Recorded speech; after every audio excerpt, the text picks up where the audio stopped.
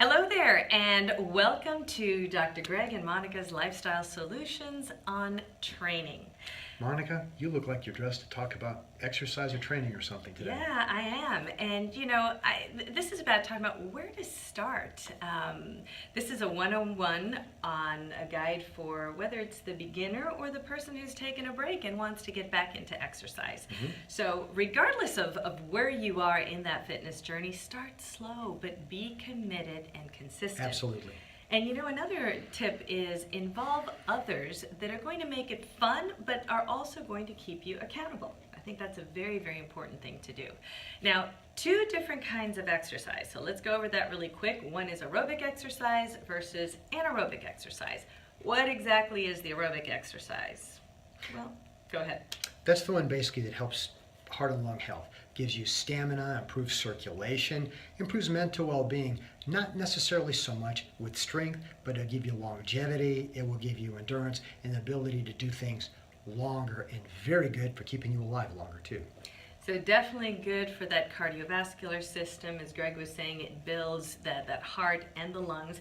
And I would recommend that's something you want to do. Start with maybe 30 minutes 4 times a week.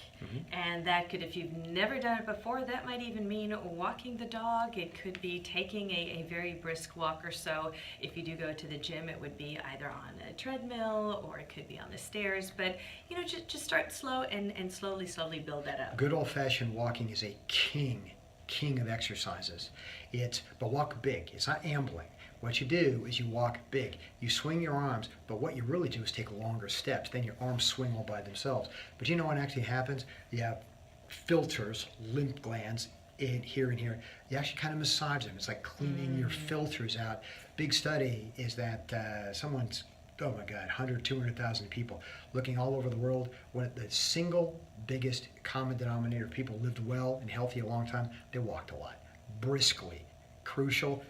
Do it. My father, who passed away 2 years ago, and he was about to turn 94, and until well into his 90s would walk 6 miles a day, and I think you said that he was the fastest walker you'd ever encountered. No one could keep up with him.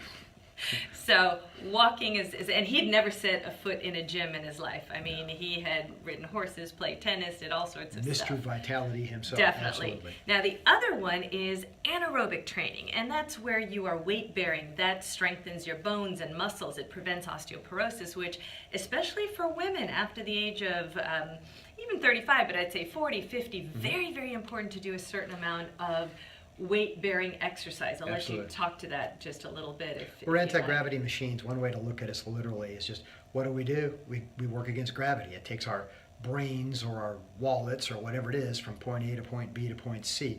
But we have to do that in such a good way. What you have to do there is increase your ability to work against gravity. What do you do there? Weight train. Sometimes it's body weight exercises, which gives you kind of an extra balance. Sometimes it's with weights. But what we do, our bones adapt.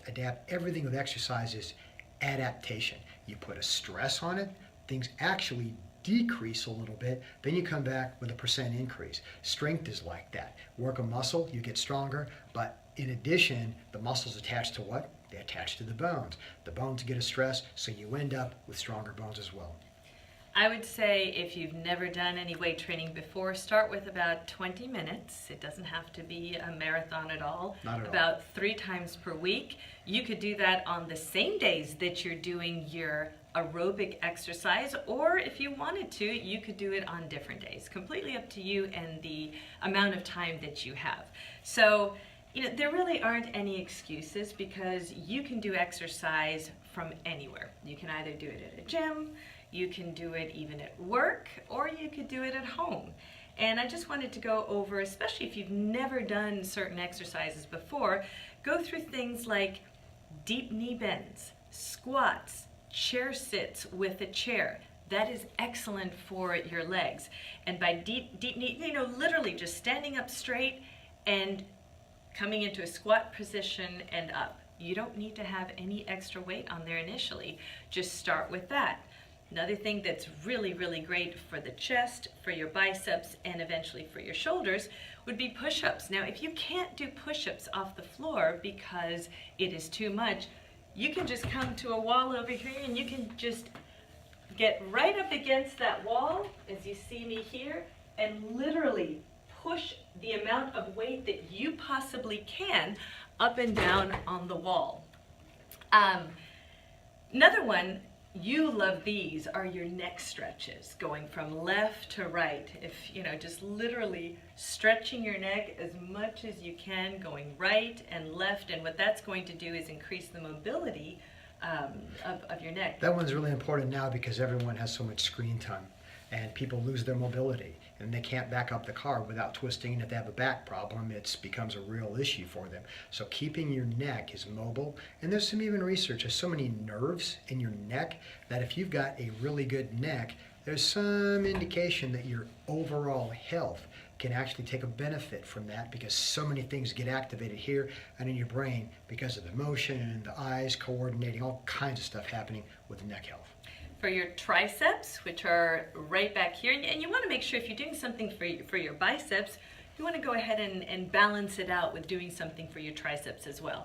Something very easy, whether you're at home, at work, dips on a chair.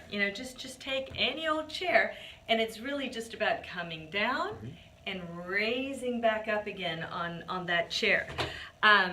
One thing that I think is very important just to strengthen your core, as well as it's a great leg exercise, leg lifts. And literally, if you're lying down, bring your leg up. So whether that's frontward, you might want to lie on your side and bring your legs up facing to the side.